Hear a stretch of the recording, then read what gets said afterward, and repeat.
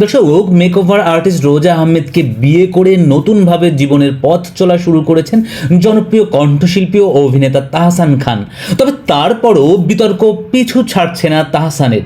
বিয়ের খবর প্রকাশ্যে আসার পর থেকেই তার নতুন স্ত্রী রোজাকে নিয়ে নানান বিতর্কের শুরু হয়েছে।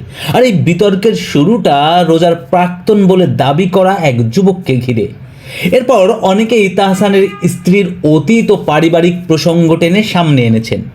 বিষয়গুলো নিয়ে এবার ফেসবুকে একটি দীর্ঘ স্ট্যাটাস দিয়েছেন আলোচিত নির্মাতা চয়নিকা চৌধুরী, যেখানে তিনি তুলে ধরেছেন তাহসানের বিয়ে নিয়ে সমস্যা আসলে কোথায়।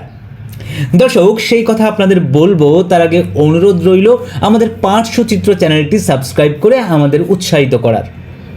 দর্শক, তাহসান ও রোজার বিয়ের প্রসঙ্গ টেনে চয়নিকা চৌধুরী ফেসবুকে লিখেছেন, তাহসান খান বিয়ে করেছেন, এটা তার ভক্ত হিসেবে আমার কাছে, আমাদের সবার কাছে খুবই আনন্দের খবর।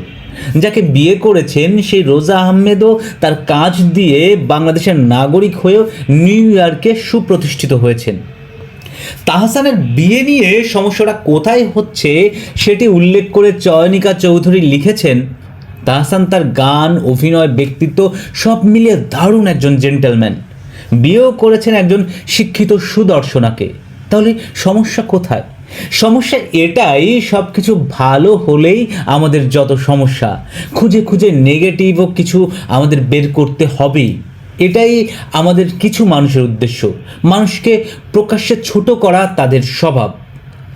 ফেসবুক পোস্টে তাহসানকে দেশের সম্পদও উল্লেখ করেছেন চয়নিকা চৌধুরী। এরপর তিনি লিখেছেন, জানি না এইসব অপ্রয়োজনীয় প্রশ্ন করে, এইসব ভাইরাল ইন্টারভিউ করে লাভ কি? আর কি কোনো খবর নেই নিউজ করার মতো? হাস্যকর ভাবনা। কারণ যার ইন্টারভিউ করার জন্য মরিয়া, তার পরিচয় হচ্ছে প্রাক্তন, আর পারিবারিক ব্যাকগ্রাউন্ড নিয়ে কথা বলতে ব্যস্ত। পরিশেষে তাহসান এবং রোজার জন্য শুভকামনা জানিয়েছেন চয়নিকা চৌধুরী। দর্শক, তাহসান রোজার জন্য আমাদের পক্ষ থেকেও শুভকামনা রইল, ভালোবাসা রইল আপনাদের জন্যও। সঙ্গে থাকুন পার্শ্বচিত্র চ্যানেলের।